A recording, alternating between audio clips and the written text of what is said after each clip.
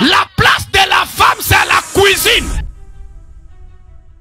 Deux fois, avez-vous déjà entendu cette phrase de la part de certains plaisantins? Peut-être vous-même l'avez-vous déjà prononcée. Et le 8 mars 2019, alors que le monde entier célèbre la journée internationale des droits de la femme, quelque chose d'inattendu va se produire. Un tweet fait soudainement vibrer des millions de téléphones à travers le monde. Son auteur, c'est ni plus ni moins qu'un ancien président des États-Unis. Ce qui rend ce tweet unique, c'est qu'il cite le nom d'une jeune femme africaine de 32 ans. Et il affirme qu'elle aide la prochaine génération de femmes dirigeantes en Afrique à s'élever. C'est incroyable, non? Je sais pas si vous ressentez cette chair de poule, ce frisson, mais moi je le ressens clairement. Parce que imaginez-vous que Barack Obama en personne va mettre en lumière une parfaite inconnue de 32 ans née en Afrique. Vous vous demandez sûrement, mais qui est donc cette femme capable d'impressionner l'ex-président américain au point qu'il parle d'elle publiquement? Cette femme, c'est Sephora Kodjo. Et ce qu'elle a découvert va ébranler tout ce que vous croyez savoir sur les femmes africaines.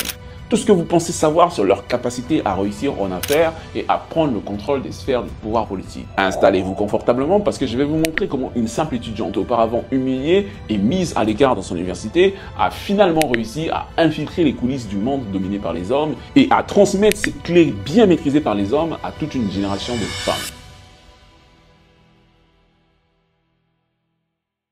Pour comprendre comment Sephora Kodjo a impressionné Barack Obama, on va remonter en 2010. À l'université d'Abidjan, une jeune fille de 18 ans se présente à l'élection pour devenir présidente du bureau des étudiants. Dans l'histoire de cette université, aucune femme n'a jamais osé postuler à ce poste. Elle débarque sur le podium avec ses idées, sa stratégie et sa conviction. Les réactions fusent entre ricanements, moqueries et regards condescendants. Je raconte toujours la petite histoire où je voulais être présidente du bureau des étudiants et qu'on me disait, il n'y a jamais eu de femme présidente ici. Qu'est-ce que celle-là, elle raconte? Un étudiant devant tout l'amphithéâtre lui balance avec arrogance: qu'est-ce qu'il y a? Tu viens apporter le café ou quoi? Ce jour-là, toute la salle a éclaté de rire. Cette nuit-là, Sephora rentre chez elle complètement humiliée. Mais elle n'est pas brisée pour autant. Au lieu de se plaindre de l'injustice qu'elle a subie en tant que femme, elle fait quelque chose d'inattendu. Elle étudie le système. Elle analyse pourquoi les hommes gagnent toujours ces élections. Elle décortique leurs stratégies, leurs alliances, leur façon de communiquer. Elle comprend que le pouvoir ne se prend pas forcément avec de bonnes intentions, il se prend avec une bonne méthode. Et voici la première leçon de cette histoire: face au rejet, vous avez toujours deux choix.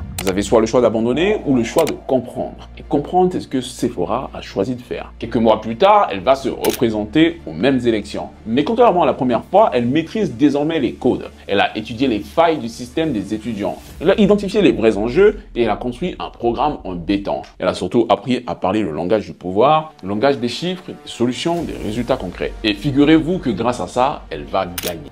Et quand on m'a dit que je pouvais pas, je l'ai voulu encore plus. Ok, c'est ça. Ça c'est Je l'ai voulu encore plus parce que j'avais une deuxième motivation et donc je l'ai eu. Pour la première fois dans l'histoire de l'université d'Abidjan, une femme préside le bureau des étudiants. Mais Sephora ne s'arrête pas là. Elle va regarder autour d'elle et elle va voir qu'il y a des centaines d'autres filles talentueuses qui n'osent même pas se lancer parce qu'elles ne connaissent pas les codes. C'est à ce moment précis qu'elle prend conscience de sa vraie mission de vie. Elle ne veut pas être l'exception qui confirme la règle, elle veut changer la règle. En 2009, dans une petite salle de classe de l'université, elle va créer Cephis.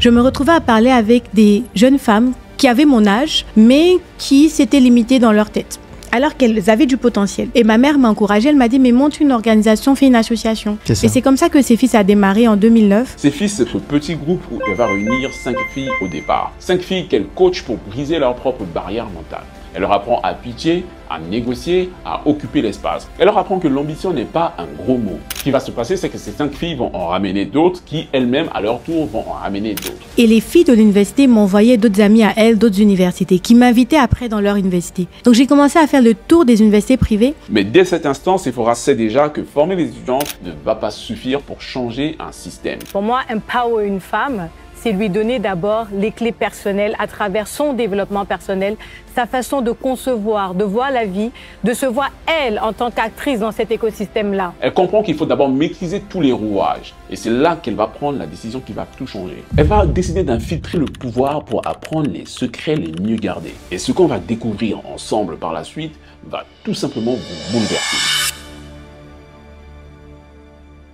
Nous sommes en 2013 et Sephora vient de décrocher son bachelor en business administration à l'université d'Abidjan. Elle a 21 ans et un plan bien ficelé en tête. Son plan, c'est celui d'infiltrer la machine gouvernementale pour en apprendre les codes. Au début, elle est embauchée comme une chargée d'études au cabinet du ministère de la Jeunesse. Pour ses parents, c'est vraiment une vraie réussite. Mais pour Sephora, ce n'est plus ou moins qu'une mission d'espionnage stratégique. Très vite, Elle décode les mécanismes. Elle comprend comment les décisions se prennent vraiment. Elle comprend ce qui compte et ce qui ne compte pas. Elle découvre que le pouvoir n'a rien à voir avec les organigrammes officiels. Son talent pour la communication va rapidement la propulser. Imaginez-vous qu'en 2016, à seulement 24 ans, elle va devenir la directrice du bureau de porte-parole du gouvernement au ministère de la Communication et des Médias. Avec ce nouveau poste, elle organise les points de presse gouvernementaux. Elle rédige les communiqués officiels. Elle navigue entre les égos ministériels. Chaque jour, elle apprend. Elle apprend comment on influence l'opinion publique, comment on accélère des projets prioritaires, comment on écarte subtilement les femmes des vraies négociations. Et voici une leçon cruciale de son parcours. Sephora ne combat pas les codes du système de l'extérieur, elle l'étudie de l'intérieur. Elle comprend que pour battre un adversaire, il faut d'abord connaître ses règles. Donc j'ai un grand puzzle en face de moi sur beaucoup de chantiers qui sont différents, mais qui arrivent à rejoindre ma vision et mes ambitions futures.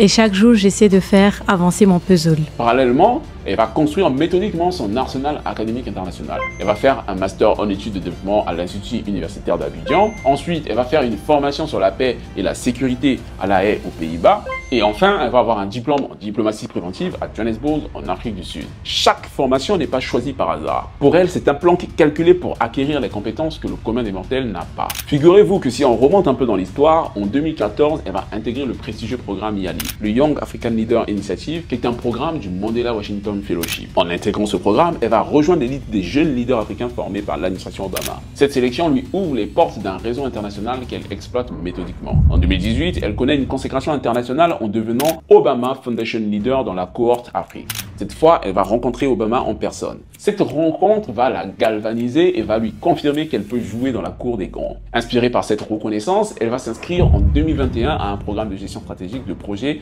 à l'université d'Harvard. Une fois qu'elle est diplômée de la plus prestigieuse université américaine, elle a désormais toutes les cartes en main. Mais un autre détail qui a son importance, c'est que l'année où elle est sélectionnée par Obama, l'Union africaine va lui décerner le prix de la meilleure initiative de formation féminine en Afrique. C'est ainsi qu'à 26 ans, elle est officiellement reconnue comme une experte continentale. Vous vous demandez certainement où est passée son idée de Cephis, ce groupe de filles qu'elle a créé au tout début. Ne vous inquiétez pas, elle n'a jamais abandonné ce projet. Le soir, les week-ends, elle continue de former les filles. Maintenant, ce n'est plus la jeune étudiante. Elle a bien percé. Elle a des informations que les autres n'ont pas. Elle sait quel appel d'offres l'État va émettre, donc elle sait exactement où sont les besoins de l'État. Elle sait aussi quel secteur l'État va prioriser. Elle sait quelles sont les formations qui sont vraiment valorisées. Et plus elle monte dans la hiérarchie gouvernementale, plus elle se rend compte d'une vérité dérangeante. Si elle reste trop longtemps dans le système, elle va devenir elle-même le système et elle va être utile pour l'État, certes, mais inutile pour sa vraie cause, pour sa mission de vie. Et voici peut-être à ce moment-là la leçon la plus difficile de tout. Cette leçon qui fait que parfois pour réussir sa mission, il faut avoir le courage de tout quitter au moment où ça marche le mieux. C'est pourquoi en 2019, elle prend la décision la plus risquée de sa carrière. Elle va démissionner de son poste de conseillère technique, elle va faire ça sans filet de sécurité, sans nouveau job, juste avec la foi et une seule certitude. Elle veut dès lors transformer ses fils en machine de guerre économique et comme d'habitude, ses anciens collègues la prennent pour une folle. Ils ne comprennent pas qu'elle quitte un poste en or pour une association. Sephora, elle, a tout compris. En tout cas, à ce moment-là, elle en est certaine. Elle ne veut plus être une femme de pouvoir isolée dans un système d'hommes, elle veut créer ses propres élites. Elle a un plan d'évasion bien ficelé, il est déjà prêt et c'est ce qu'on va découvrir tout de suite. Donc, comme on l'a dit précédemment, Sephora Kodjo claque la porte du gouvernement avec une stratégie militaire en tête. Elle ne va pas créer une ONG de plus, elle va construire une université parallèle de l'élite féminine africaine. Elle lance la professionnalisation totale comme son premier mouvement. Ses fils passent ainsi du statut d'association d'étudiantes à celui de fondation structurée. Elle recrute une équipe de 17 personnes à temps plein, elle va lever des fonds auprès de la coopération allemande appelée le GIZ, de la BAD et des Cobanques. Mais surtout, elle va révolutionner son modèle de formation en impliquant une philosophie implacable. Le premier investisseur dans votre projet, c'est vous-même. C'est que le premier investisseur dans votre projet, c'est vous-même. Oui, c'est ça. Et c'est ce qu'on leur fait comprendre. C'est que prouve-moi pourquoi je dois t'accompagner. Sa méthode repose donc sur 3 piliers stratégiques inébranlables. La formation, le financement et l'accès au marché. Alors, ce que nous faisons, c'est 3 choses. On fait tout ce qui est assistance technique, on fait tout ce qui est accès au financement et là, on a vraiment réussi à exploser des plafonds de verre. Et puis, sur l'accès au marché, qui est notre dernier sujet, on fait rentrer des produits dans la grande surface. Le programme African Women for the Future devient son arme de destruction massive. En 3 éditions, plus de 156 PME féminines sont transformées de fond en comble. Mais ce ne sont pas des formations classiques. Sephora reproduit les codes des grandes écoles de commerce. Cas pratique. mise en situation, réseau d'alumni, mentorat individualisé. Elle transforme des vendeuses de légumes en exportatrices de produits bio. Des étudiantes perdues en créatrices de start-up. Femmes oubliées en influenceuses économiques. Le secret de Sephora, c'est qu'elles ne vendent pas de rêve, elles vendent la méthode qui pour le coup marche. Elle martèle sans cesse que l'excellence, c'est sur les détails que ça se joue. Elle n'est ni dans la victimisation, ni dans l'assistanat. Sa méthode est basée sur la rigueur, l'excellence et les résultats. Prenez l'exemple de Mankou Ouattara Fatoumata. C'est une jeune femme venue de zone rurale, spécialisée dans le maraîchage avec sa famille. Je suis Fatoumata Ouattara. Je suis titulaire d'un master en communication pour le développement et actuellement en année de thèse. J'ai été sélectionnée pour la 3e édition de AWF. Elle va finir première du programme devant des femmes ayant des niveaux académiques beaucoup plus avancés. Aujourd'hui, elle dirige une coopérative agricole qui exporte vers l'Europe. Ce matin, je vous présente un peu mon activité. Il s'agit de la culture maraîchère. Qu'est-ce qu'il faut entendre par culture maraîchère à mon niveau? C'est la culture de la tomate, du gombo, de l'aubergine, quelquefois du maïs et le piment.